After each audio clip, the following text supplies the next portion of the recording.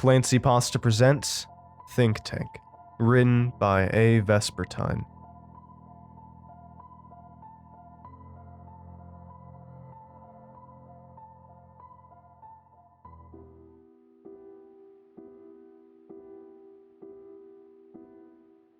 Damn it, Jess, you told me this place was abandoned. I'm out, I cursed as I turned my back to the stately, well-kept house that was very obviously not abandoned, making me lose whatever nerve I thought I had. Jess and I were what you might call disenfranchised youths. Our prospects for the future were pretty bleak, and we were pissed about it. With things only getting worse for us this year, we had decided we were finally pissed enough to do something about it, or at least pissed enough to do something that made us feel like we were doing something about it. Our plan was to raid what we believed to be an unoccupied home of our town's wealthiest resident, taking anything of value we could carry while tearing the place up to send him a message, ostensibly anyway. Looking back on it, we were just lashing out, with no real reason to believe one act of petty theft and vandalism would be the impetus for any great social change. It would more likely be the impetus for us spending the rest of the pandemic in prison. I never said it was abandoned. I said it was unoccupied, Jess insisted as he grabbed me by the shoulder. It's a guest house where Chamberlain keeps any out-of-town guests when his mansion is overflowing with pussy. I'm pretty sure Chamberlain's gay, actually, I muttered disinterestedly, turning my attention back to the house to see if there was any merit to what he was saying. It was a squat, stone, rectangular house that looked to be about 50 feet by 40. 2 stories plus an attic and basement. And gave it at least 4,000 square feet of living space, and twice that if the attic and basements weren't just for storing wines and antiques. But it was the spacious, well-landscaped lawn that really made me doubt it was vacant. Weeded flower beds, trimmed bushes, and grass that had clearly been mowed within the last week were enough to make any hooligans looking for an easy target think twice. You're missing the point, AZ. It's a guest house. And he can't exactly keep his Illuminati bros somewhere shabby, now can he? Jess asked. If it'll make you feel better, we can stake the place out for a bit, but I'm telling you, no one's home. I let out a reluctant sigh, folding my arms across my chest as I considered the admittedly quiet house. Even if no one's home, there's no way it's not monitored by security, I insisted. It isn't. Chamberlain values his privacy, as anyone who's into as much messed up shit as he is would, Jess claimed. There's no live monitoring, just security cameras that feed into an encrypted on-site hard drive. And how'd you know that? I asked skeptically. There was a news story about it a while back, he replied. There was a whole court case or investigation or something trying to get access to his surveillance footage. It wasn't about this place in particular, but it's how he operates. Look, this is the safest of his properties to target because he doesn't waste his bodyguards here when there are no guests. What the fuck does he care about the maid and gardener popping in to keep everything looking swanky? No one's going to be watching the camera feed, and even if they do look it over, we're covered since we got these. He gestured to his now completely non-suspicious bandana, which he wore because he thought the nose wires and face masks were 5G antennas meant to increase adrenochrome production, or some bullshit like that. Even if no one's watching the surveillance cameras, there will still be motion detectors and entry sensors that will alert Chamberlain's goons to a break-in, I argued. They'll be here in minutes. Not without video confirmation they won't. They got other priorities, Jess countered. Chamberlain's got his mansion, his villa, his financial firm, his luxury apartment building, his hotel, his country club, I think the strip club, and probably shit we don't even know about. His security isn't going to be in a rush to check out what might just be a false alarm on what for him is basically a spare mattress. They'll take their sweet time, which means we can take ours. I sighed, trying to figure out if anything he was saying made any sense. He really was piling a lot of assumptions on top of each other, and for all we knew, we'd already been spotted and flagged as suspicious by the most advanced security AI money could buy. But the news report he mentioned did ring a bell for me, and it made sense that Chamberlain wouldn't risk anyone spying on him through his security cameras. He also owned a lot of real estate, so it wasn't unreasonable to assume that a comparatively small guest house would be a low priority for his security force. Maybe, just maybe, they wouldn't come running right away. The thought of the dragon Smog exploding into a murderous rage upon noticing a single chalice had been stolen from his massive hoard suddenly injected itself into my mind. Let's find some place we can watch the house unnoticed until after dark. If we don't see any lights on, we'll go for it, I proposed. I was actually trying to save face since even if no one was home, I was sure the lights would be automatic. An unlit house like that would be way too tempting to burgle. Jess agreed, and we faded back into the trees that shrouded the entirety of the property, mostly shielding it from public view. Sunset came, and daylight faded, and yet not one light in, on, or around the house was lit up. It became so dark it was actually hard to make the nearly mansion-sized house out in the gloom. "What did I tell you, man? Nobody's home," Jess declared as he started heading towards the stone fence. I started to object, but couldn't think of anything to say. If Chamberlain didn't even care enough about this place to put the lights on a timer, then Jess was probably right about the security being lax. I jogged over to him, and together we hopped the fence and sprinted across the spacious lawn. "Watch out for the koi pond," Jess warned as we narrowly avoided walking into the decorative pool. "That's more of what I'm talking about right there. Chamberlain's real mansion's got peacocks and flamingos and shit, and he has riding horses at his villa. A koi pond is some cheap-ass landscaping for someone as loaded as him." "Jess, have you been to Chamberlain's houses?" I asked curiously. "What? No. What the hell would someone like me be doing in places like those?" he scoffed. "As far as he's concerned, people like us aren't even qualified to scrub his toilets." "It's just that this is starting to sound kind of personal. I thought we were just trying to stick it to the man or something," I explained. "That is all we're doing, grabbing what we can and shitting on the rest from someone so rich they wouldn't give a damn if we burned the whole house down," Jess claimed as we reached the back door. He tried turning the knob, but it turned out that the maid did lock up on her way out. He reached into his pocket and pulled out what looked to be a pair of improvised lockpicks he'd learned to make from a YouTube tutorial. "You've done this before, right?" I asked skeptically. "I've been practicing, yeah. Don't worry, I'll have this open in a couple of minutes," he assured me. I sighed, and as the seconds ticked by, I started to wonder if bashing the door down or breaking a window would make enough noise for a neighbor to call the police. Fortunately, it seemed I'd underestimated him, and he had the door open in barely a minute. I froze, expecting some kind of alarm siren to start blaring, but there was nothing but silence and a dark hallway before us. Far from being emboldened by our level of success so far, a feeling of dread began to wash over me. "Call me paranoid, but this is starting to feel too easy," I said, the anxiety knotting in my stomach, pushing me to the verge of vomiting. "AZ, how many times do we have to go over this? Chamberlain not springing for decent security on this place is no weirder than an average guy leaving a tool shed unlocked," he insisted, his tone growing irritable and impatient. "Get your flashlight out and let's go. We're wasting time." With a reluctant nod, I fumbled with my flashlight and followed him into the house. The back hall led directly into a large living area, the furniture arranged in a way that reminded me more of a ski or hunting lodge rather than someone's house. "Holy shit, check out that TV. It's almost 100 inches and probably 8K, I said in an excited whisper. Without saying a word, Jess unsheathed his crowbar and started smashing it. "Dude, what the hell? Do you have any idea what we could get for that?" "We can't smuggle a 100-inch TV out of here. Use your head," he chastised me, as the television fell off its mount and crashed to the ground. He moved his way into the kitchen and started smashing what I could only assume was antique bone china, something which was definitely transportable and pawnable. "Not personal, my ass," I muttered under my breath. Rather than join him in whatever catharsis he was trying to achieve, I slowly moved my flashlight across the living room in the hopes of finding something worth pocketing.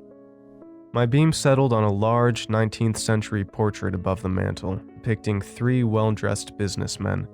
The one in the middle looked like Chamberlain, tall, slender, and handsome with dark brown hair, dressed all in reds, and that same punchable smug smirk on his face. I assumed it was his great-grandfather or something. I knew he had roots in somber Mori, going back a couple of 100 years or so. The frail man to his right was older, with bushy white hair, pale grayish skin, and a pointed beard and nose. The only thing about him that didn't look old and fragile were his vibrant green eyes. I got an odd sense of deja vu then, like I had seen people who looked like that before, but I had no idea where. The man on the other side of the portrait was the shortest of the three, but also the heaviest, looking to weigh more than the other two put together. There didn't appear to be any neck connecting his round head to his pear-shaped torso, and he had a mustache and hat that were both small enough to be slightly comical. It suddenly clicked in my head that these must be the Crow, Crowley, and Chamberlain that Chamberlain's financial firm was named after.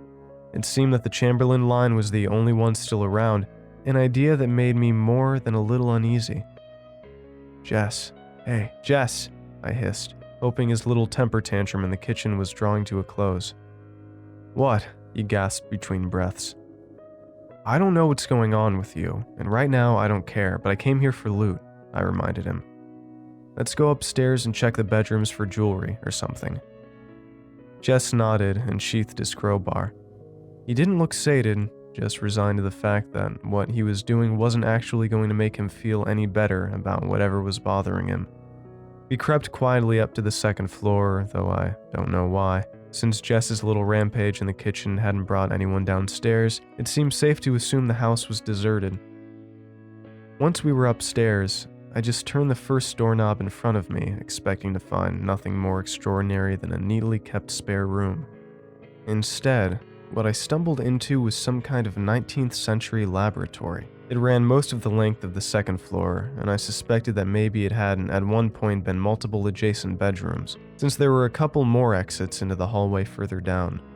There were tall bookshelves holding well over 1,000 hardbound tomes, alongside shorter, sturdier shelves for jars and vials of strange liquids, preserved specimens, and unsettling-looking artifacts. There was a writing desk, a telescope, and 3 workbenches, none of which had any chairs by them. A section of ceiling was missing at the far end, enabling a mechanical lift to ascend into the attic, and likely down to the lower floors as well. Throughout the room was a haphazard collection of steampunk-looking contraptions of all shapes and sizes, the crown jewel of which was an actual brain in a vat. The brain, along with a little bit of its original spinal cord, was buoyantly suspended in a clear, bubbling liquid. The vat was mounted on a wheeled podium made from dark oak and polished brass. The front side sported several closed panels and an analog interface of glass dials and ebony knobs. Beneath and beside the panel was a pair of shelves, each of which supported a folded-up mechanical arm with a claw grasper. To one side of the vat itself was a polished gramophone horn, and on the other side was a miniature Tesla coil. On the back side there was an accordion-like bellows, constantly rising and falling, which was presumably what was aerating the vat. Strangest of all, perched on top of the vat was a vintage bowler hat. "What the fuck?" I muttered as I stepped into the room, taking in the bizarre scene as quickly as I could. I spun around to Jess, who looked just as confused as I was. "Did you know about this?" "No way, man. I swear. This is some Jules Verne shit or something," he replied, slowly stepping towards the brain in the vat. "I'm not a doctor, but this brain looks real to me. This thing isn't just some Halloween decoration or something. It's an actual preserved human brain." "That is so fucked up, man. Why would someone preserve an actual person's brain like that?" I asked, shirking away from the abomination in mortified horror. "Like I said, Chamberlain's a fucked up dude," Jess replied, a devilish grin spreading across his face. "Jess, dude, what are you thinking?" I asked, already knowing what he was going to say. "Only that this freaky thing here must be a hell of a lot more irreplaceable than a TV and some dishes," he answered, raising his crowbar to smash the vat to smithereens. Before I could object, the Tesla coil sprang to life and shot him with a bolt of indigo electricity, sending him tumbling backwards and crashing to the floor. "What the fuck?" he screamed, clutching his torso in agony. The brain began to glow with a ghostly blue aura, tendrils lapping out at the vat like a plasma ball, and the podium rolled itself on creaking wheels towards us. Well, lads, I was hoping not to have to play my hand, but you've gone ahead and forced the issue. A monotone voice boomed from the gramophone horn. Jesus Christ, you're alive, I screamed. Better, alchemically reanimated, it boasted. A proprietary concoction of protoplasmatic rejuvenatives and protectorants was all that was required to keep me from the dread Persephone's realm. I told myself that it couldn't be real, that it was some remote-controlled prop someone was using to scare us, but the brain, the unbelievably real human brain, was able to move about inside the vat with the ease of lively fish. It was moving itself with that inexplicable aura that flickered when it spoke. I tried to think of everything I knew about cryogenics and brain-computer interfaces to find some possible rational explanation, but there wasn't one. I was staring at a glowing, disembodied, still conscious brain in a vat that was telepathically controlling a clockwork, lightning-shooting automaton. AZ, run, Jess gasped, pleading with me to leave him behind. I wasn't ready to leave him just yet, though, so I tried dragging him towards the door. Another bolt from the Tesla coil not only slammed the door shut, but locked it as well, demonstrating far more precision than should have been possible.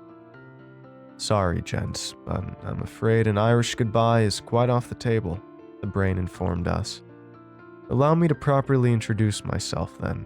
I am Professor Whittaker C. Crowley, or at least what's left of him, occult scholar, alchemical consultant, and silent partner in the enterprises of Seneca Chamberlain. Silent partner? I scoffed. The thing had the volume control of a Dalek. I am aware of the irony of that title, it screeched.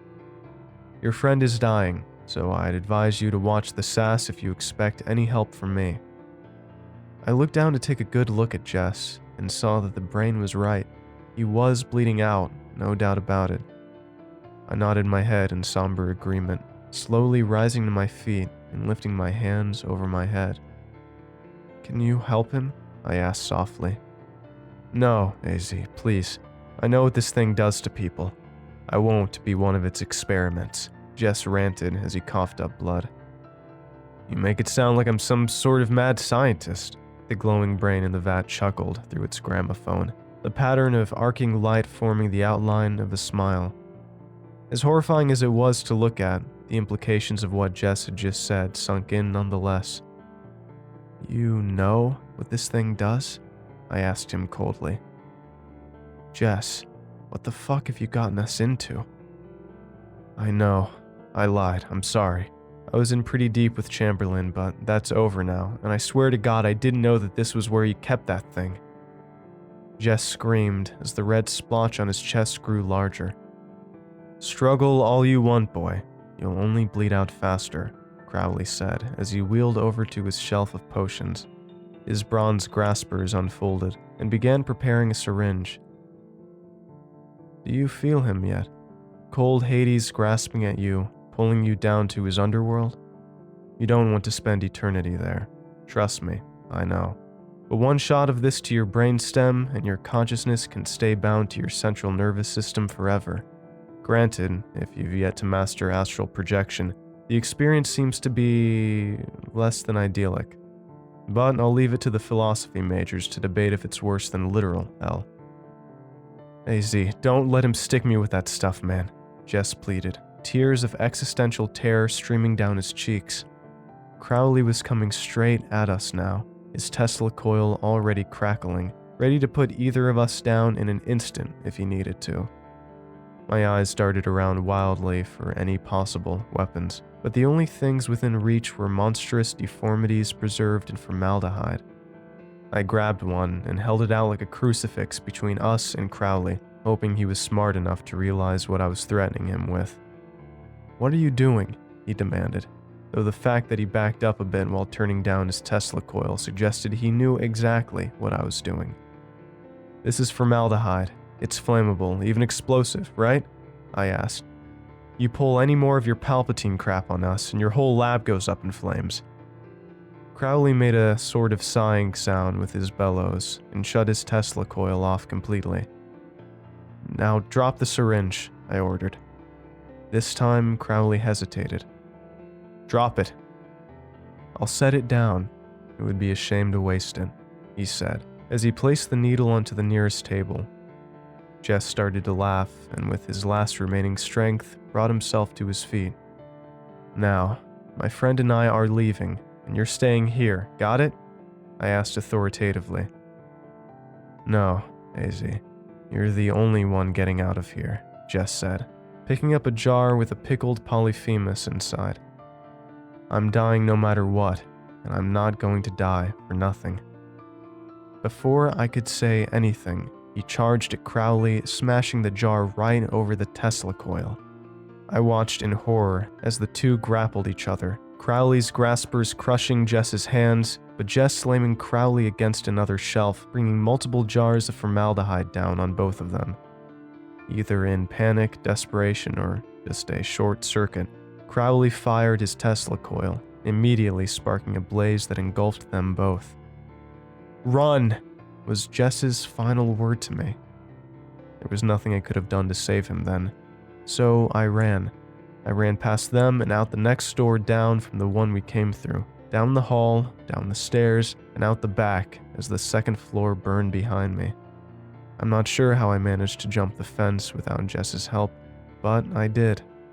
Adrenaline, I guess. The next day, the news reported that Jess had died in the fire. They said the fire was arson, that Jess was the arsonist, and made no mention of a secret laboratory run by a floating brain.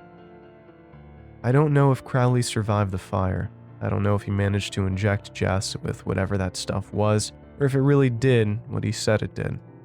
I also don't know if Chamberlain knows I had anything to do with the fire or break-in, but I left town in a hurry anyway. I've gotten pretty far north. Pretty remote, but maybe not remote enough. There's a real nice gold sedan parked across from where I am right now. Probably too nice for anyone who lives nearby. If the worst happens to me, I want to make sure that a public record of what really happened exists somewhere. Jess wasn't an arsonist. He died trying to kill an abomination that never should have existed in the first place. I only hope for both of our sakes, for all of our sakes, that he succeeded.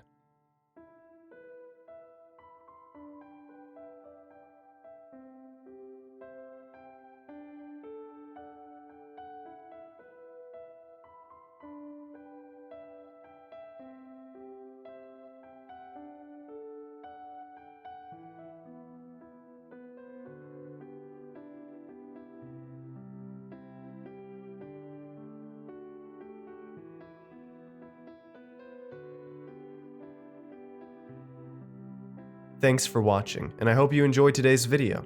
I want to give a huge thanks to all of my supporters over at Patreon and YouTube memberships. Your support makes these narrations possible, and I appreciate it a ton. If you'd like to join these lovely ghouls, you can head on over to my Patreon at patreon.com/ClancyPasta, or click the join button below to become a member. And if you'd like creepy cool shirts, make sure to head on over and check out my official merch store for some awesome tees, hoodies, stickers, and more. Alright. Thank you all for watching, and I hope you have a great night. Cheers.